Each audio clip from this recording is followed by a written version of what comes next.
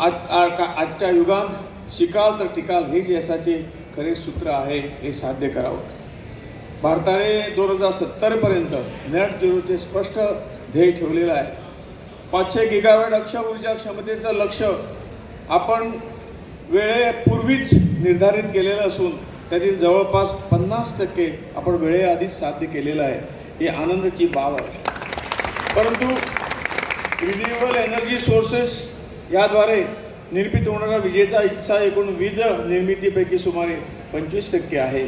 त्यामुळे रिन्युएबल सोर्सेसद्वारे निर्माण होणाऱ्या विजेचा हिस्सा आपण वाढवणं हे आवश्यक आहे. पुढील काळात अजून मोठ्या प्रमाणावर काम करायचं आहे आणि त्यासाठी अधिक मनुष्यबळ व दृढनिश्चय फार आवश्यक आहे.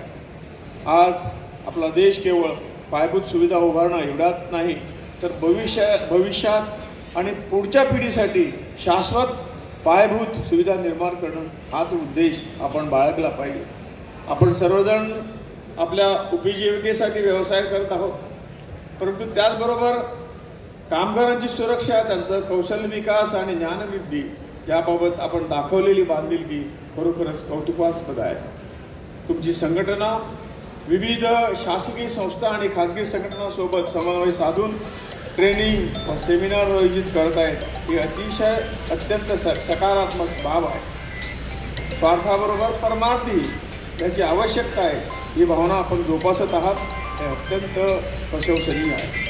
या प्रसंगी मी ठळकपणे नमूद करू इच्छितो की आता आपल्याला आयात आधारित विचारसरणीतून आत्मनिर्भर भारताकडे वाटचाल करावी लागेल. प्रत्येकजण आपल्या उदरनिर्वाहासाठी कार्य करतोय, पण त्याचबरोबर त्याच्यात जर आपल्या राष्ट्रहिताचा विकास केला आणि राष्ट्रहित हे सर्वोच्च प्राधान्य मानलं, ही जबाबदारी जर आपण उचलली तर निश्चितपणे आपला देश हा जगात नंबर 1 होईल याच्यात अजिबात शंका नाही. आणि म्हणूनच आपल्या प्रधानमंत्र्यांनी आपल्यासमोर आव्हान ठेवलं आहे का हा भारत आपल्याला विकसित करायचा आहे. कारण आपण गेली कित्येक वर्ष स्वातंत्र्याला जवळजवळ आज 77 वर्षे पूर्ण होत आहेत, परंतु ज्या गतीने आपण पुढं जायला पाहिजे होतं तिथं आपण पोचलो नाही. परंतु आपल्याला ते करायचं आहे म्हणून त्या ज्यांनी आपल्याला टार्गेट दिलेलं आहे 2047, म्हणजे जेव्हा आपल्या स्वातंत्र्याची 100 वर्षे पूर्ण होईल त्यावेळा आपण विकसित झालं पाहिजे. हीच एक दिशा घेऊन आपण सगळं पुढं चाललेलो आहात. आणि जोपर्यंत तुम्हा सर्वांची साथ, तुम्हा सर्वांचे प्रयत्न हे जेव्हा आपण तिकडे टाकू तेव्हा हे शक्य आहे. आणि त्यासाठी आपण कटिबद्ध व्हायला पाहिजे. स्वदेशी उत्पादनांना आणि उपाययोजनांना प्रोत्साहन देणे हेही अत्यंत गरजेचं आहे. आणि म्हणूनच आज अशा कार्यक्रमाच्या माध्यमातून तुम्ही विकसित भारताकडे वाटचाल करत आहेत ही खूप आनंदाची गोष्ट आहे. शेवटी मी असंच म्हणेन की अंमलबजावणीसोबतच इनोव्हेशनवरही भर देणे आवश्यक आहे. कारण इनोव्हेशन प्लस एक्झिक्युशन या बरोबर न्यू इंडियाज इन्फ्रास्ट्रक्चर स्ट्रेंथ आणि हे सगळं विषय घेऊन आपण पुढं जाऊया. अखेरीस या उत्कृष्ट प्रदर्शनासाठी आयोजकांचे पुन्हा एकदा मनपूर्वक अभिनंदन करतो.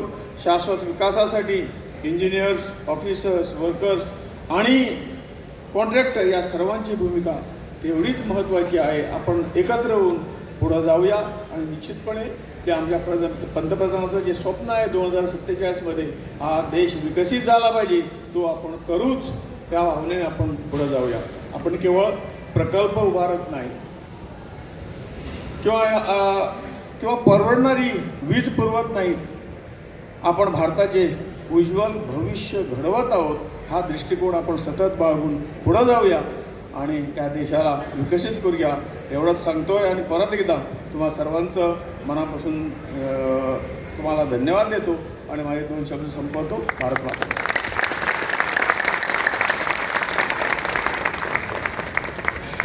धन्यवाद. नाईक साहेबांच्या शब्दातून